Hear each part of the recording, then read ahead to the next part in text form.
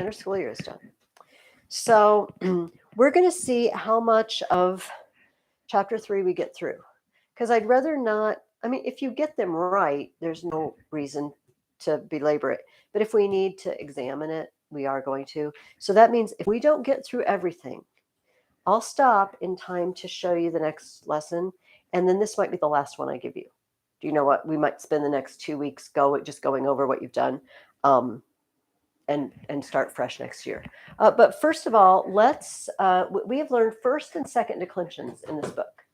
So let's put these down. Let's put first declension endings. Ah, I, ah,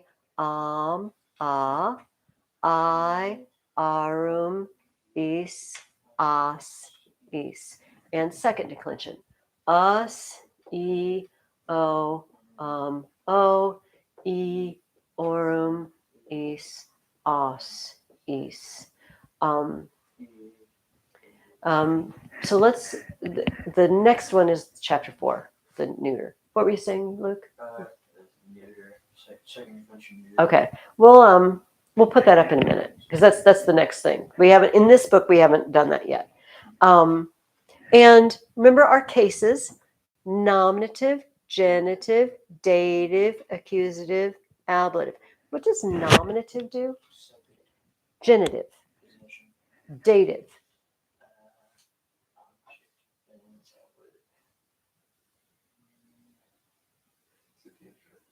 Indirect object.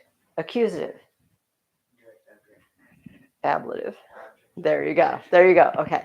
Let's go through the sentence. Let's start with the exercitaciones, the exercises. We had 7 of them from Latin to English, and then we had 4 to put into Latin. Those are tough, aren't they? Sometimes. All right. How about number 1? Filium nautai Romani in agris videmus.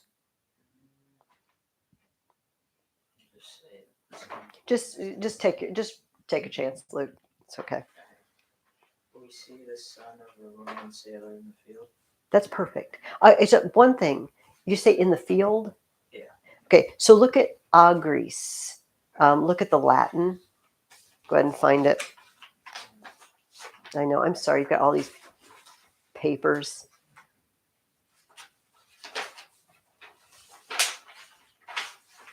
There you go. There you go. In agris. Why is field not okay? What should it be? Fields. Fields. It's plural because it's plural. That's perfect. Okay. See, that's a good start. Okay, number 2. Pueri, puellas hodie vocant. Today the boys call the girls. Perfect. Today the boys call the girls. I told Ava, because she watches these online, I need to remember to say them into the microphone because she can't hear you. So she knows. So I'm not, that's why I keep saying them over and over. Not because I am dense, although I may be, but that's not the reason for me repeating it. Okay. Sapientiam amicarum tuarum ophilia mea semper laudat. Your friend's wisdom always praises your daughter. Okay. That's a problem, isn't it? Yeah. All right. Let's take a look at the Latin. Wisdom can't be the subject. Why can't wisdom be the subject?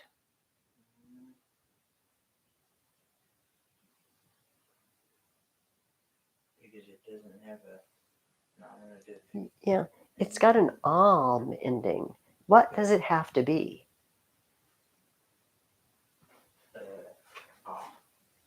Yeah, but if it's got an what job does that word have to be doing? It has to be the direct object. Something is happening to wisdom. And I see, and you said your friends' wisdom. I like that because amicarum tuarum, it's obviously genitive, the wisdom of your friends. But that can't be our subject. So, and o philia mea, that's got commas around it. It sounds like somebody saying, oh, my daughter. And I'm talking to them, right? We're only left with two words, semper laudat, and we haven't found a subject. So what must the subject be? He, she, or it. He always praises the wisdom of your friends. Oh, my daughter. Does that make sense? Do you want me to go over any more? Does that make we're good? Okay. Okay, number 4. Multi viri et feminae philosophiam antiquam conservant. Many men and women conserve ancient philosophy. Yeah. Conserve or preserve or save or keep or guard. Sure. That's fine. Si ira valet omifili saepeeramus et poenis damus.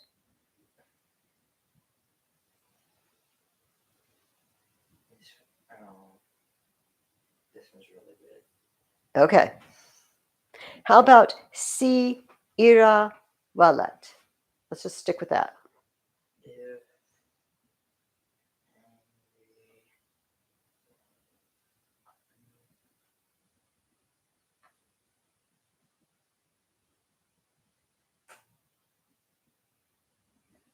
Do you remember what walio means?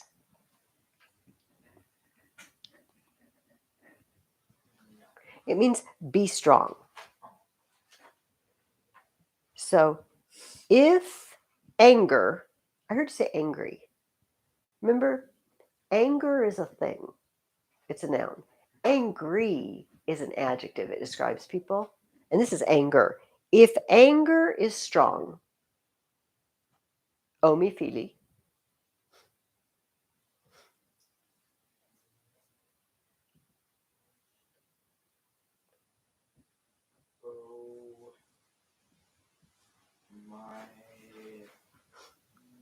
oh my mm-hmm.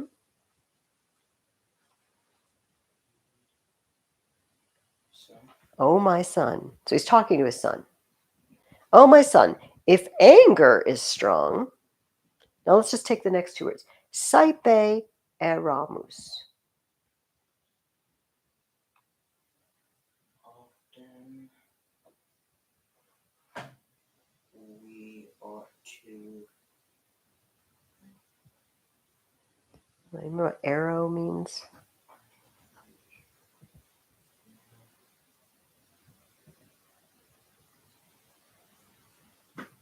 It is the arrow. This is easy to remember. Means err, err or make a mistake. We often err, or we often make a mistake. Et poenas damus. and we pay the penalty. And we pay the penalty. When you get angry, it will come back to bite you. So the whole thing, if anger is strong, oh my son, we often err and we pay the penalty. Does that make sense? Was it the si ira walet and the omifili? Is that what threw you off? Do you feel like? Because the second half is not too bad. All right, number 6 is much more straightforward, I think. Fortuna viros magnos amat. Luck loves big men. Yes. So This that does sound funny, doesn't it? Do you remember what Magnus can mean besides big? much Oh, that's multus. Large, big, but great. How about fortune loves great men? Maybe big men too. Don't know.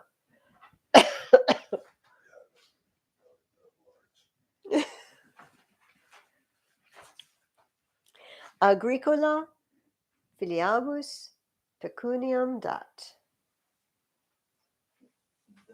the farmer gives money to the daughter. Mm-hmm. Filiabus. How many daughters? 2.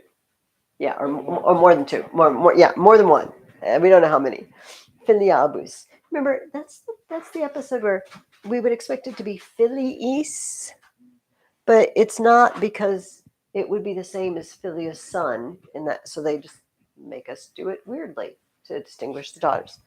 Okay, now into Latin. Let's do it. What's the word for without? Sine. Yeah, and do not be self-conscious about saying the word. Just say it the best you can. All right, don't worry about it, or spell it. I don't care. Without a few friends.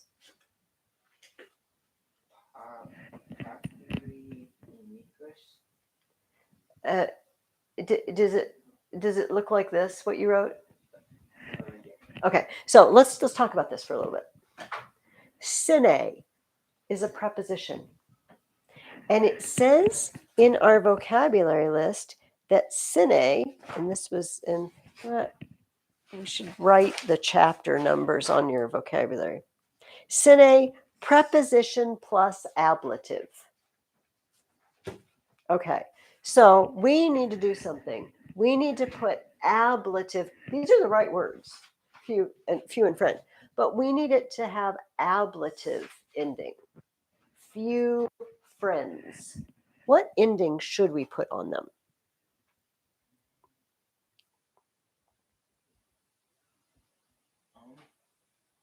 Well, let's look up which line is ablative.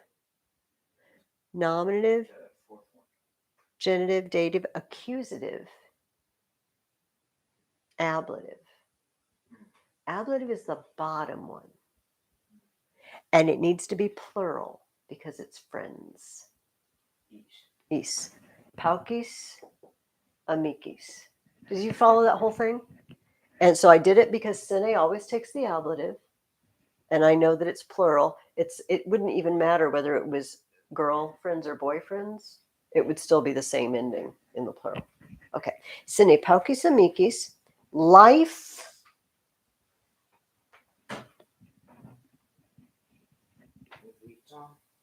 And did you put vitam like this? Yeah. Okay. Is not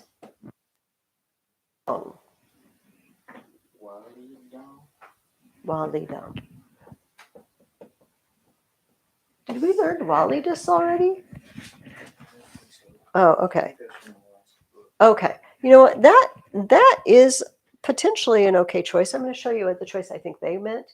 But we have a bigger problem. We have bigger fish to fry than the strong. And here's the fact is, what is the subject of is? What is the subject of life is not strong?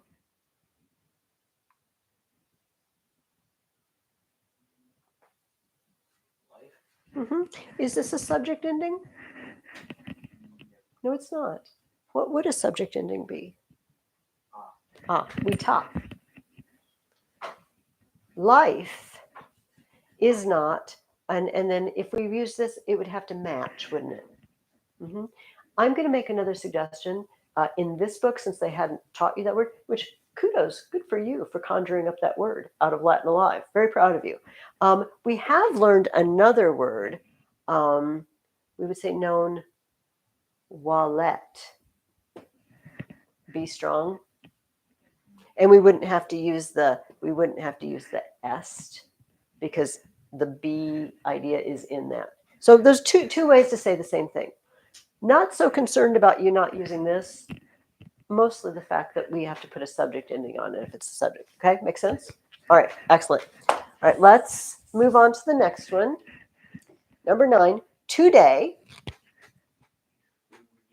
hodie, you have, habes, much fame.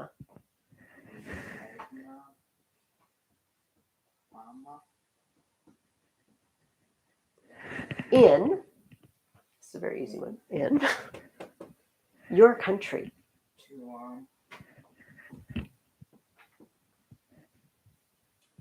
And what did you use for country? Patreon. Okay.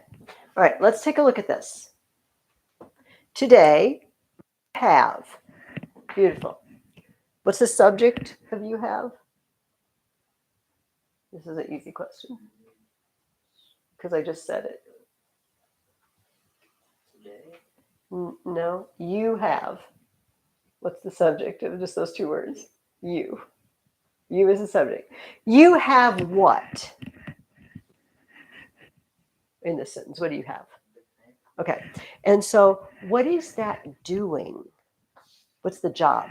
You have fame. What's fame's job in that sentence? You have fame.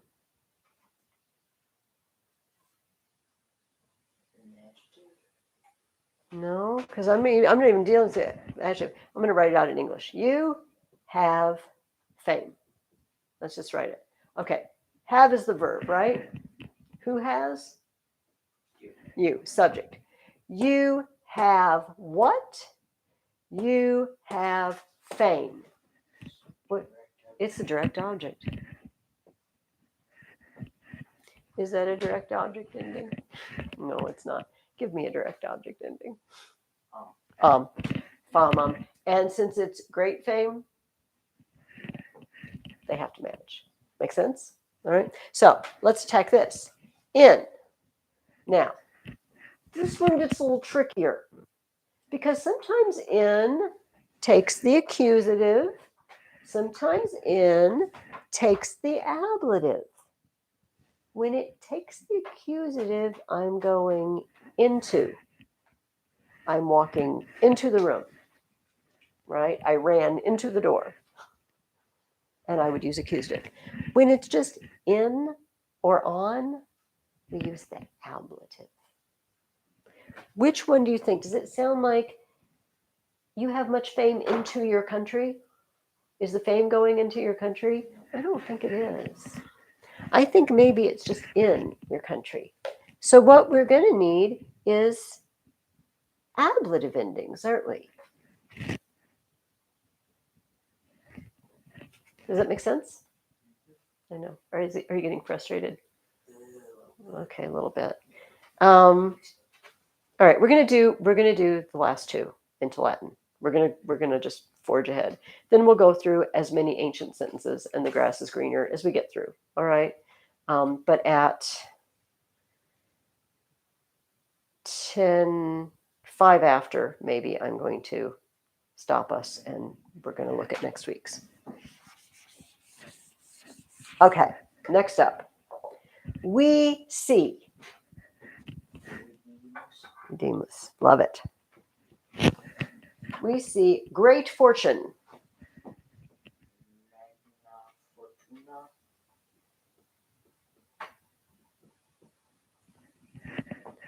In your daughter's lives. I don't know. What did you put for your? Tuam. And what did you put for daughters?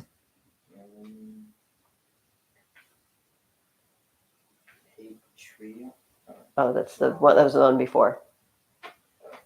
This is 10. Filiam. Okay. And what did you put for lives? Vitam. And what did you put for my friend?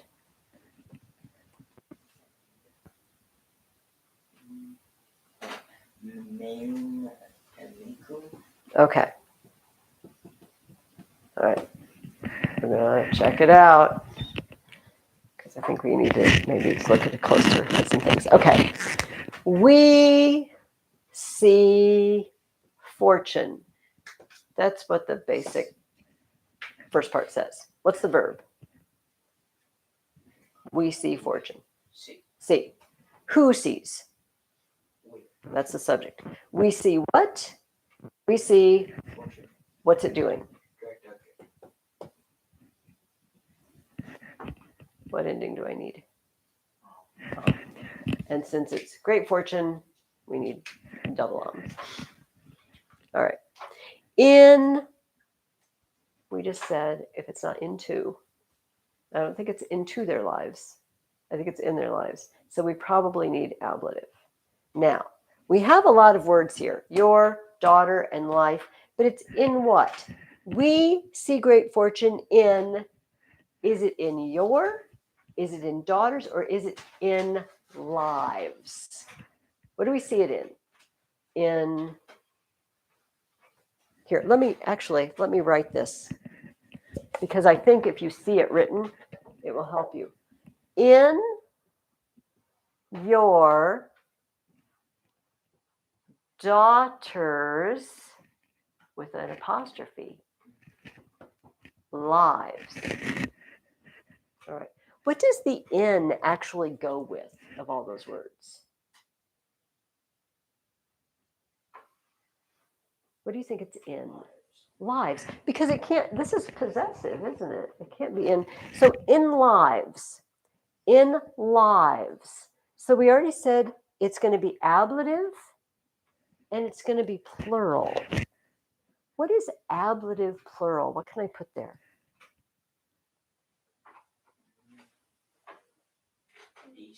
Is. In vitis. Okay. Now, we just found out something else when we looked at the English. It's possessive. Which of these cases do we use if we want a possessive? Genitive. So it's going to be this row. And we know that philia is the word for daughter. So, and we want it daughters. How many daughters does that look like? More than one, or else the apostrophe would be in front of the S. So we need it to be genitive and we need it to be plural. What ending should I put on philia to be genitive and plural?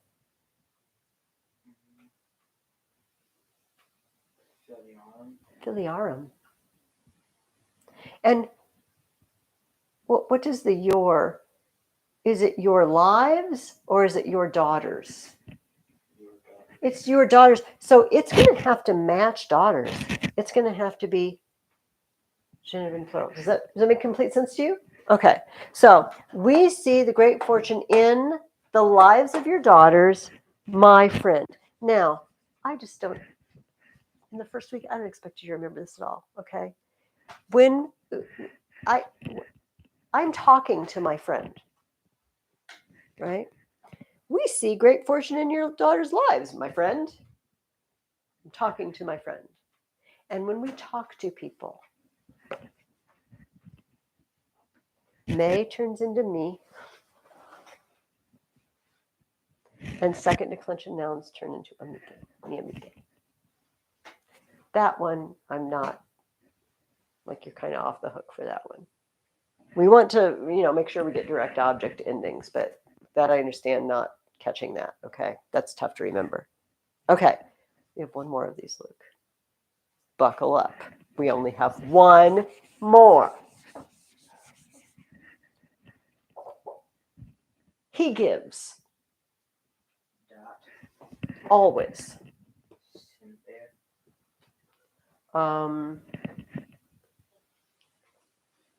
Roses.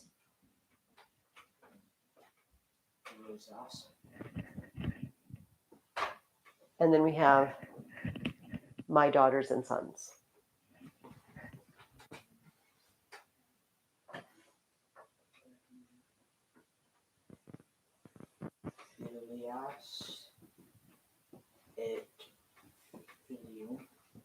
Okay. Filios, okay. And my. Do we have my?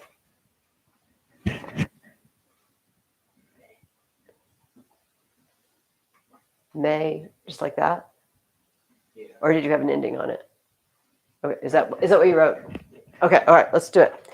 He always gives roses. Love it. Who gets the roses? The daughters and sons. And what do we call the person who gets the direct object?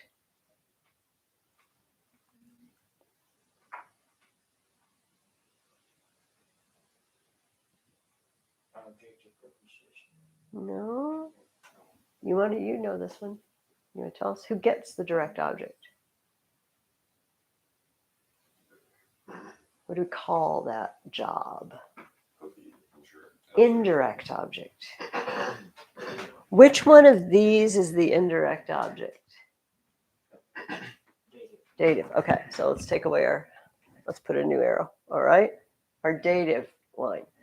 All right, so this needs to be dative. Let's start with sons. What there's more than one, and it needs to be dative. What ending should I put on this? Is. And since it's my daughters and sons, but it's got to match at least one of them. It usually matches the one it's closest to. So I also need to put that ending on. Okay. Now, what ending do you think should go on this? Oh, philia. Sorry. Gold star for you. Yeah, because if it was Philly East again, it would just be Philly East at Philly East. We wouldn't be able to tell that it was sons and daughters. Good job. Good job. All right.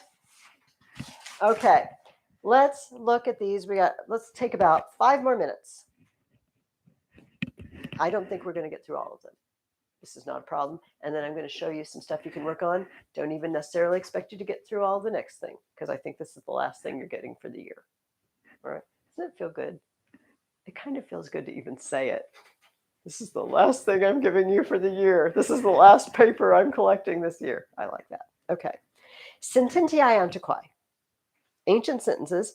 These are from actual Romans, except sometimes they shorten them a little bit because you don't know all the words they know. First one's from Cicero. Debetus amici de populo Romano cogitari.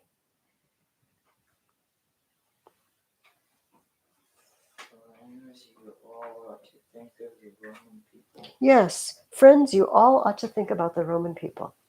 Beautiful. Okay. Maecenas amicus Augusti, mea numero amicorum habet. And it tells you that Maecenas is Maecenas. It's a guy. This one's a little harder because maybe it doesn't sound like it makes sense. But what did you come up with? Mm-hmm. Yes. In other words, he counts me as one of his friends. We don't say in the number, but we'd say I consider. He considers me one of his friends. That's what it means. It's me in the number of his friends. Perfect. Well done.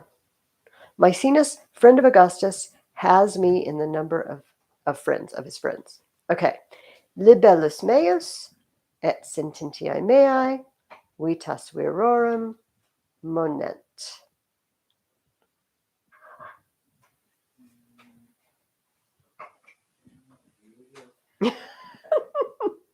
You can do it, Luke.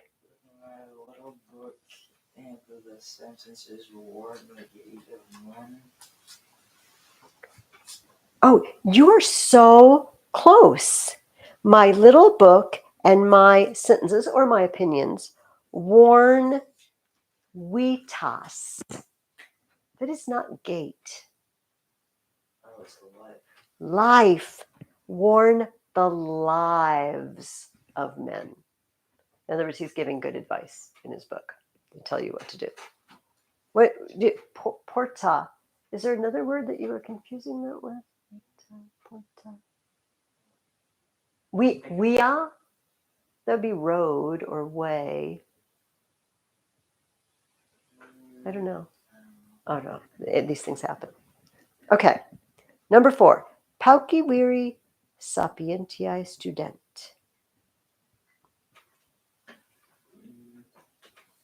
Men study wisdom. Okay. Say that again. Say it. The men study wisdom. Okay. What did we do with pauci? This is on the next. This is in Latin. It's on the other side of your page. If you want to flip, it's at the top of the next page. If you just flip it over. There you go. Number 4. Pauci viri sapientiae student.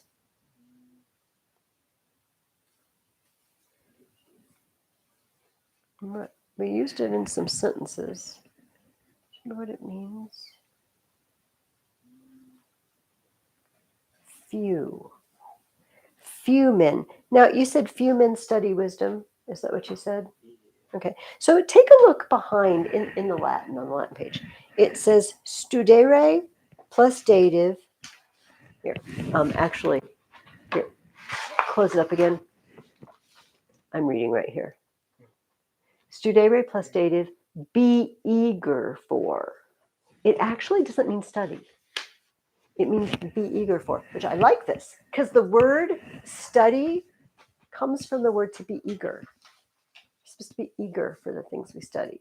We want them. We want to be different sorts of people, so we study them. So how about few men are eager for wisdom? And it tells you behind there too, plus dative.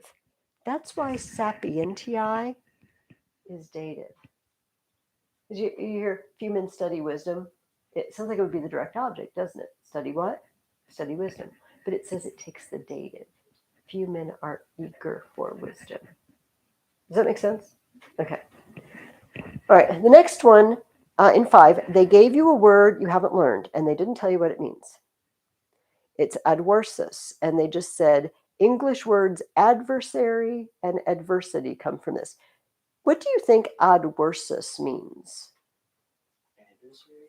Well, it doesn't. It's adversus aum, so it has to be an adjective. And I'm zeroing in on this because maybe you don't know this word, adverse. We use it like this in English. He held up well under adverse circumstances. In other words, everything's going against you. It means opposing or opposite, adverse. That might have made this sentence kind of hard for you. Fortuna adversa, vira magnae sapientiae non terret. What did you come up with? And maybe you just left adversa out of it, which is fine. But what did you come up with? Oh, used adversary? Okay. Tell me what you do have so that I can hear the parts that are right. The fortune adversary of big wisdom does not scare me. It's terrible. Oh, frighten, scare. That's exactly right. You know what, Luke? You're very close.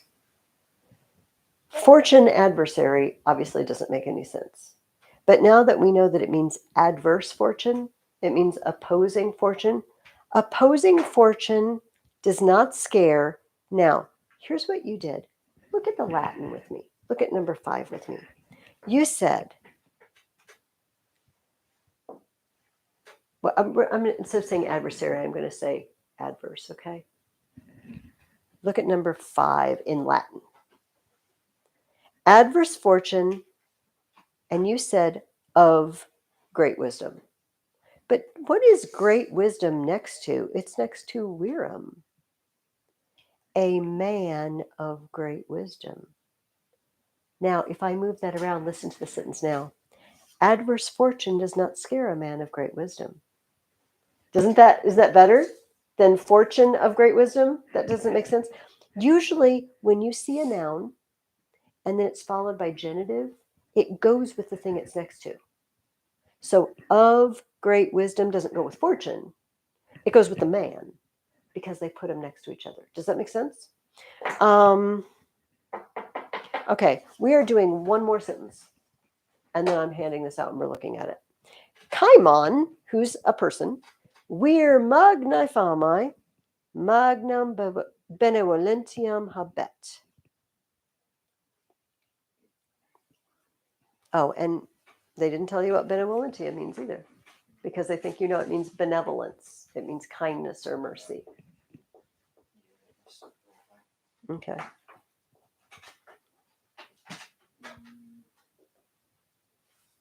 The man Kaimon has the great benevolence, sure. Okay. Kaimon, the man, has great benevolence. What do we do with magnae famae?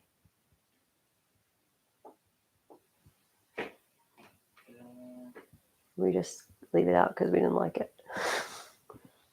Sometimes I do that. Look, join me. This is our last thing we're going to do. And then I'm going to give you the paper, okay? Look at number 6 on your Latin page. Vir magnae famae. A man. And we only have a few choices. It's the subject and plural. That can't be right. It's genitive or it's dative.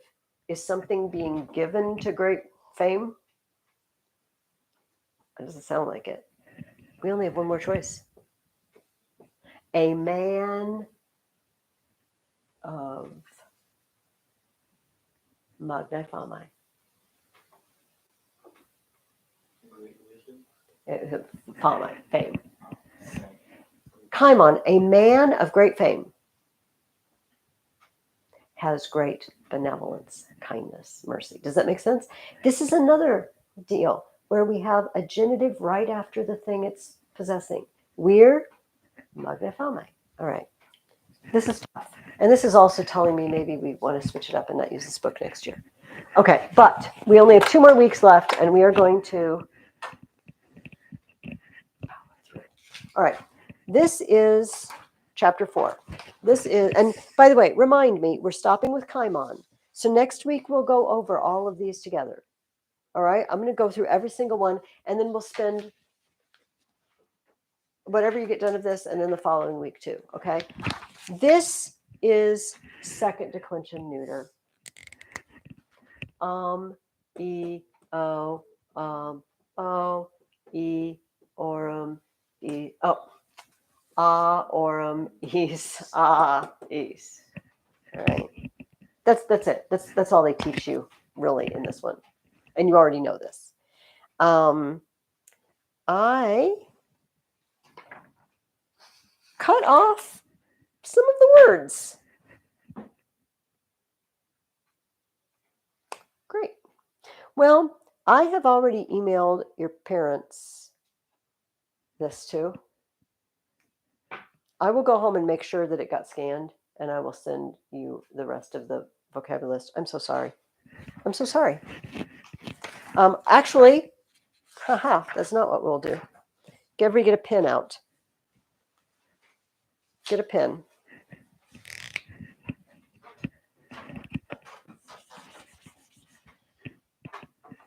And write this down. Write it at the top of the page. Write it on the back. Oh, yeah, I'm sorry. I stole your paper. I tell you to write it down, then I steal your paper. You like that? All right. Bossium kiss. I think it's obvious that this is neuter. I'm not going to. Bellum war.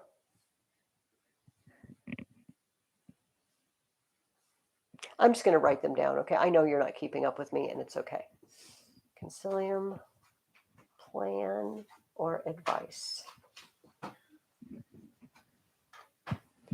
Cura, care, attention.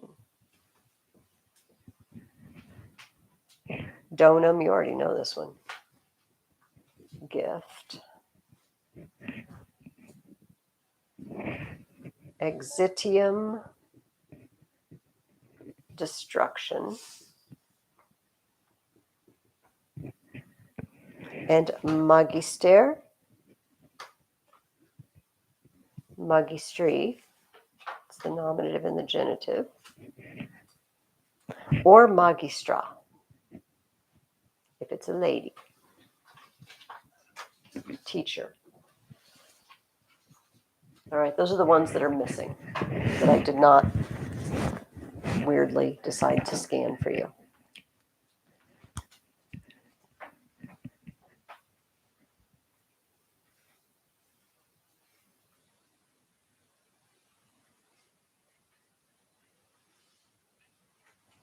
And the other thing in this that I also apparently didn't scan is the be verb. But you know this. Sum es est, sumus estus sunt. I really don't think you need to write that down. I am, you are, he, she, it is, we are, y'all are, they are. We've been doing that for a while.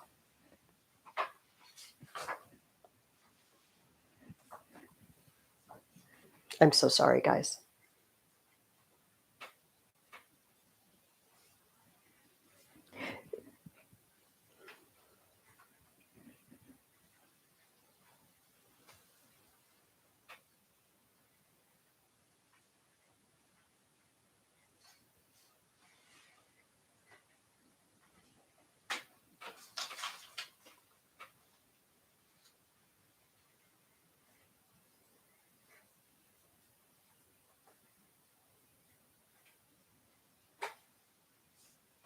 All right. And then whenever you've got those written down, I will go over the rest of the words that are actually on the paper. No, I don't know why I guess I just wanted to, I don't know why I took your paper, but I'm glad I did because it showed me that I left out a bunch of the words.